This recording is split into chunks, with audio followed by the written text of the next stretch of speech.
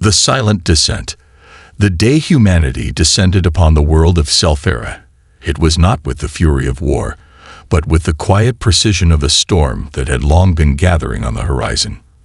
The Xalan, an ancient and proud species, had long been the undisputed rulers of their star system, their civilization a shining beacon of technology and strength. Their fleets dominated the void, their warriors were legends, and their diplomats were unmatched. But all that changed in the span of a mere 3 days. Ambassador Threxia stood at the panoramic observation window of her diplomatic vessel, her eyes fixed on the smoldering ruins of Selphera's capital city. What had once been a testament to the Xalan's technological prowess, their gleaming towers of glass and metal reaching toward the heavens, was now little more than a skeletal structure, charred and broken. The once pristine streets lay scattered with the twisted remains of their finest warships, reduced to rubble by an unstoppable force. The firestorms that raged below seemed to reflect in her own golden eyes, flickering like the last embers of a dying fire. The city's once proud skyline, a symbol of Xalan might, had been laid to waste. It was impossible to comprehend, impossible to accept. She felt a cold shiver of realization crawl down her spine, though her skin, with its silver hue, betrayed none of the terror she felt within. Her people had never known true defeat. They were warriors, diplomats, conquerors. Yet as her gaze swept over the desolate wasteland that had once been a shining jewel, she knew that something had shifted in the universe. The humans, those primitive, enigmatic creatures, had done the impossible. In just 3 days, they had undone centuries of Xalan triumph. Threxia's fingers pressed against the cold glass of the viewport, her long silver nails barely touching its surface.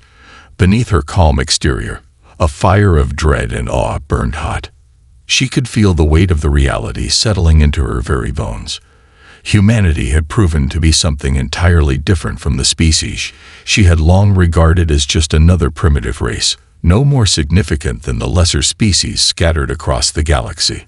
The human warriors had no respect for their conventions, no adherence to the rules of war that governed civilized conflict.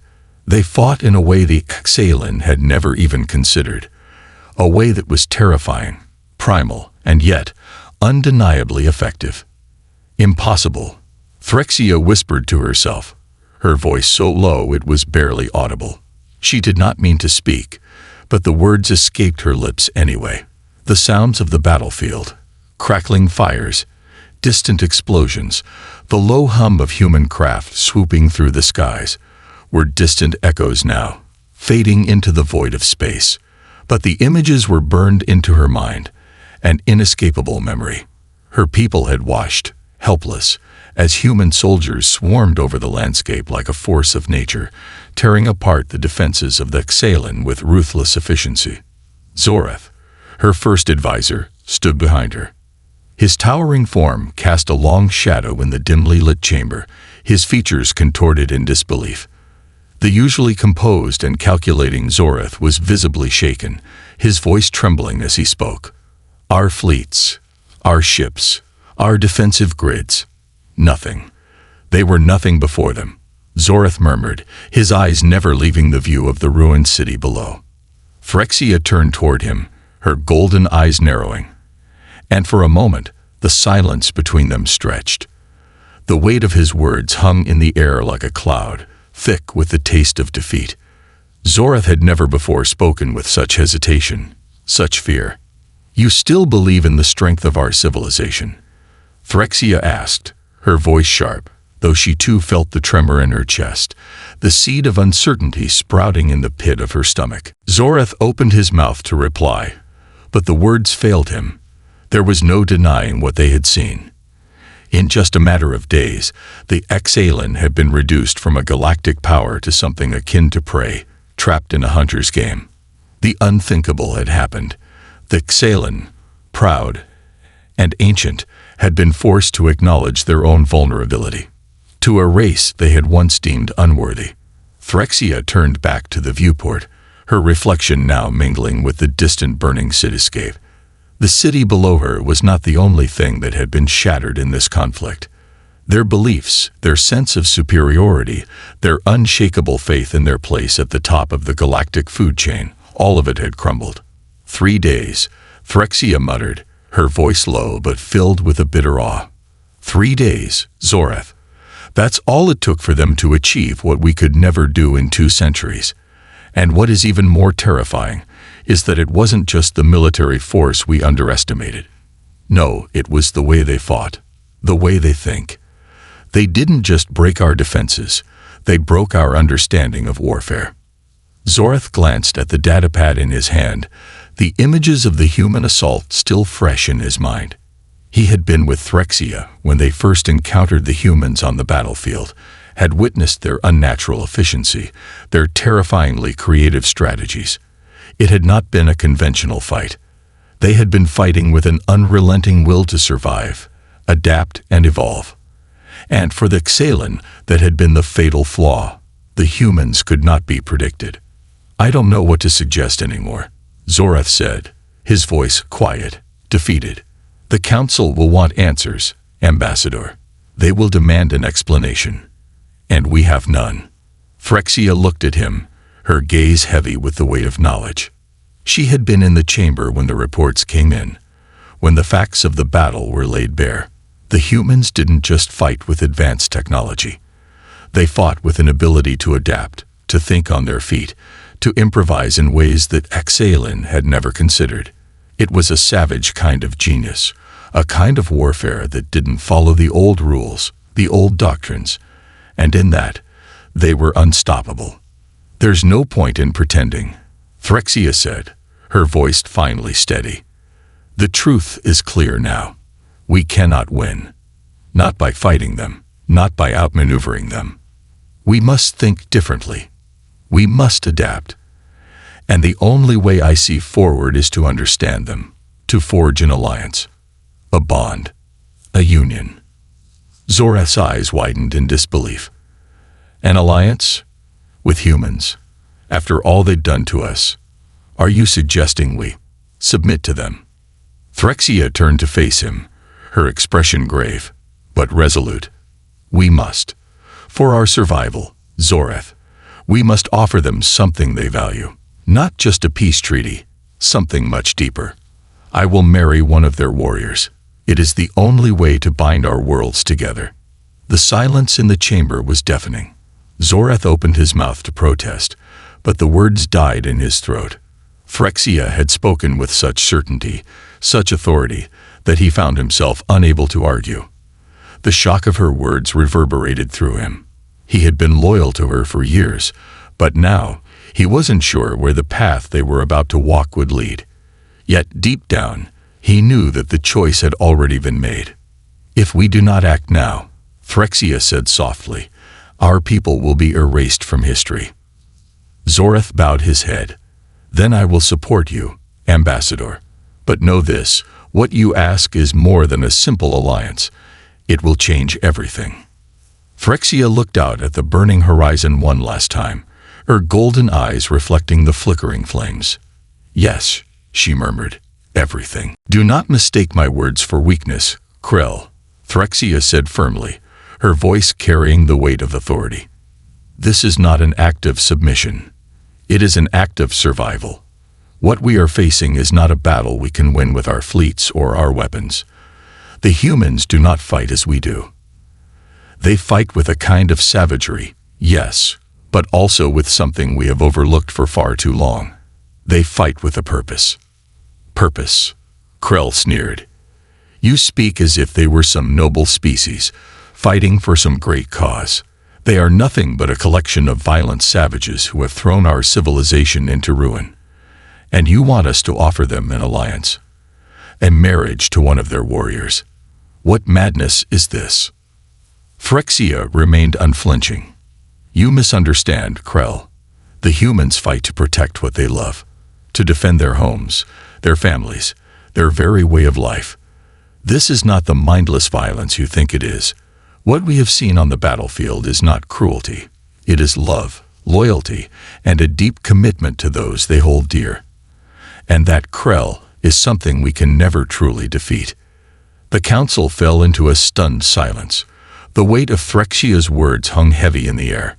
She knew she had struck a chord with them, even if they were not yet ready to admit it. The Exalen had prided themselves on their intellectual superiority, their mastery of warfare, and their unwavering belief in their place as the dominant species in the galaxy. To hear that the humans, those they had once dismissed as primitive, had shown a deeper understanding of what it meant to fight, to protect, and to love, was a bitter pill to swallow. "Ambassador," said Zorath, her most trusted advisor, stepping forward. His voice was measured, though tinged with concern. "I understand your reasoning, but marrying one of their warriors, this is not just a political move, it is a personal one. Are you truly prepared for what this means?" Phryxia's golden eyes met Zorath's, a flicker of uncertainty passing through her. She had known this would not be easy. She had known that she would have to convince them all, that she would have to make them understand that this was not a desperate act of submission, but a strategic move, a bold gamble that could save their entire species. "I have weighed this decision carefully," Phryxia replied softly, her voice betraying a moment of vulnerability. "I have seen the way they fight, the way they live, the way they love, and in that, I see the strength we have lacked for too long. The humans are not just another species to be conquered. They are a force to be reckoned with, and we must either adapt or perish." The council was silent for a long moment. The words of their ambassador were sinking in, but none of them knew how to respond. The idea of aligning with a species they had once viewed as beneath them, of surrendering to such an unorthodox solution, was unthinkable to many. Yet, in the depths of their minds, a part of them knew that Phryxia spoke the truth. The humans had demonstrated a level of adaptability, a fearsome will to survive, and a ferocity that could not be ignored. Finally, it was Krell who spoke again, his voice quieter now, though still laced with disbelief. "And what do you propose we offer them in exchange for this union? What could we possibly offer the humans that would make them agree to such a proposal?" Phryxia stood tall, her posture regal, her mind already turning to the next phase of the plan. "We will offer them our knowledge, our technologies, our alliances. But more than that, we will offer them something even more precious, a bridge between our worlds. We will show them that the Exalen are not just a power to be feared, but a partner to be respected. A partner who can offer them something beyond war, something that could change the galaxy." Zorath nodded slowly, though his expression remained serious. "And you believe that by marrying one of their warriors, you will achieve this? You will become their ally, their mate, and gain their trust?" Phryxia met his gaze, her eyes unwavering. "Yes, I believe it is the only way. And if we do not act now, we will be swept away by the storm that humanity has unleashed." The chamber erupted into heated discussion once more, but this time, the voices were quieter, more contemplative. There were no easy answers here, no simple solutions. Phryxia knew the path she had chosen would be fraught with difficulties, but she also knew that it was the only way forward. A meeting with fate. Hours later, Phryxia found herself alone in her quarters, standing before a small communication terminal. Her fingers hovered over the controls, the decision she had made weighing heavily on her mind. She had been trained for diplomacy, for negotiation, for maintaining the delicate balance of power. But this was different. This was personal. She called for the human fleet's commander. Within moments, the screen flickered to life, and the image of Commander Ethan Drake appeared on the screen. His rugged face was partially obscured by the dim lighting of his own quarters, but his piercing blue eyes locked onto hers with an intensity that sent a chill down her spine. He was one of the humans who had led the assault on Selfera.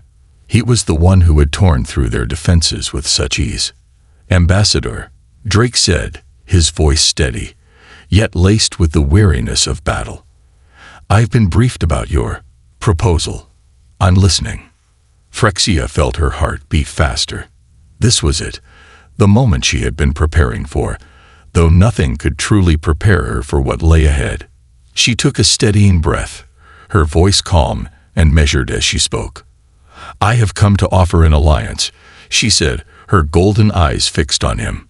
"A bond between our two races, not just a treaty, but something far more binding. I am prepared to marry one of your warriors. I will join with you, not as a conqueror, but as a partner."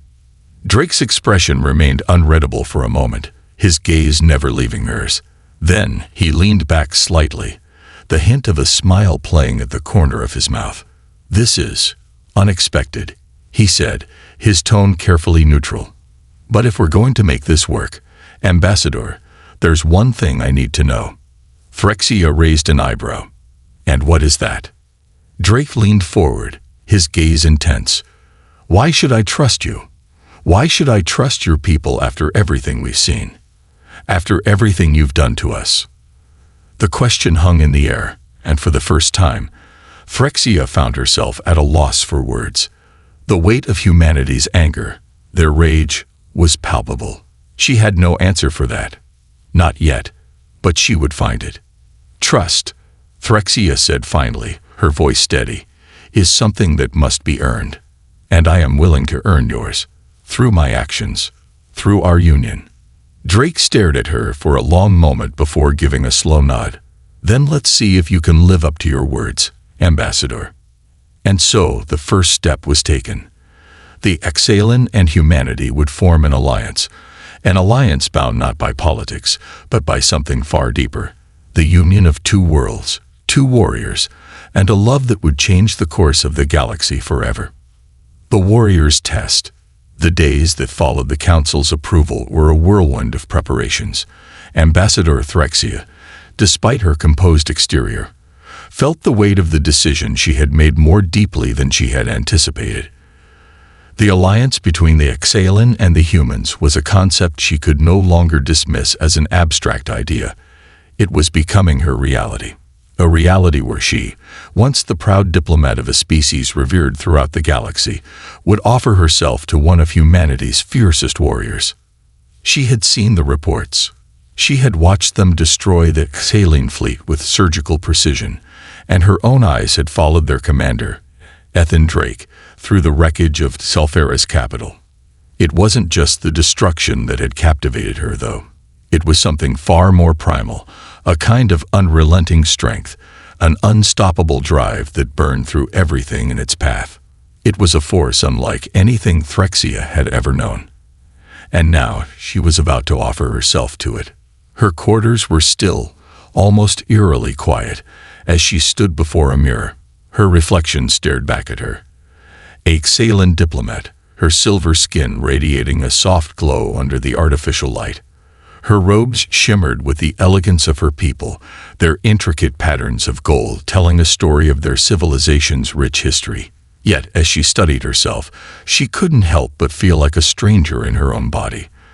The gown, the diplomacy, the calm confidence, all of it seemed like a mask, a facade she was slowly shedding in favor of something far more dangerous and real. "Is this what survival looks like?" Phyrexia asked herself aloud, her voice barely a whisper in the stillness. "Is this how I fight now?" She had never doubted herself in her entire life. The Exalen were warriors, diplomats, survivors. They were always in control, always in command. But now, everything was shifting. The humans were not like them. They did not fight by the rules, and they certainly did not follow the protocols of galactic diplomacy. And yet, Phyrexia could not help but wonder. Perhaps that was their strength. They were unpredictable. They could adapt, bend the rules to their advantage, and win in ways that Exalen could never imagine. She shook herself from the thought. There would be time for reflection later. She had to act now. A meeting with Commander Drake. A few days later, in the heart of the human command ship, the Titan's Fury, Phyrexia found herself standing before the one person who had become both the symbol of humanity's ferocity and her own internal struggle, Commander Ethan Drake. The room was dimly lit, the quiet hum of the ship's systems, the only sound filling the space. When Phyrexia entered, she was struck by how different this room was from the polished, pristine chambers of her own species. This room, though simple, felt alive, filled with the raw energy of a crew that had survived and conquered countless challenges. The walls were lined with battle memorabilia, the faint smell of worn leather and steel hanging in the air. It was a far cry from the sterile, efficient environment of the Xalan diplomatic vessels. Commander Drake was standing by a large tactical display, his back to her as he studied the data streaming across the screen.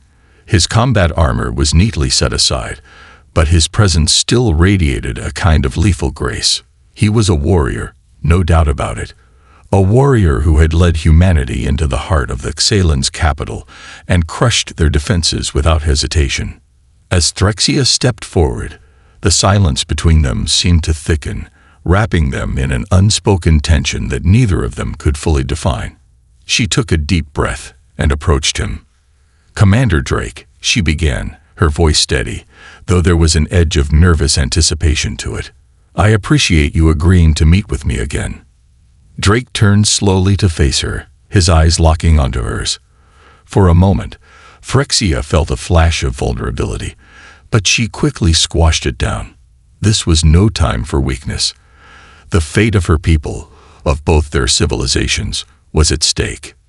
"You don't need to thank me," Drake said, his voice a low growl. "I agreed to meet because I need to know exactly what it is you're offering. You've made it clear that you're willing to bind our worlds together, through marriage, no less. But there's more to this than just a political move. I need to understand why." Threxia's heart beat a little faster. This was it. The moment where words would either bind their fate together or drive them apart. She had thought about this moment 1,000 times over, and yet now that it had come, she found herself grappling with the enormity of the decision. She wasn't just offering herself as a diplomat. She was offering herself as something else, something far more personal, far more permanent.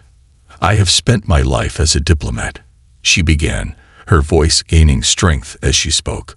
"I have learned the art of negotiation, the strategies that define victory and defeat, the rules that govern civilizations. But none of that matters here, Commander. None of it matters when you are facing a force that doesn't follow the rules. A force that fights with an intensity that borders on madness, driven by something deeper than just military might. I have seen it with my own eyes. How you fight, how you live, how you love. You are a force unlike any I have ever encountered, and I realize now that to survive, we must change. We must evolve. The only way forward is to understand you, to become a part of you."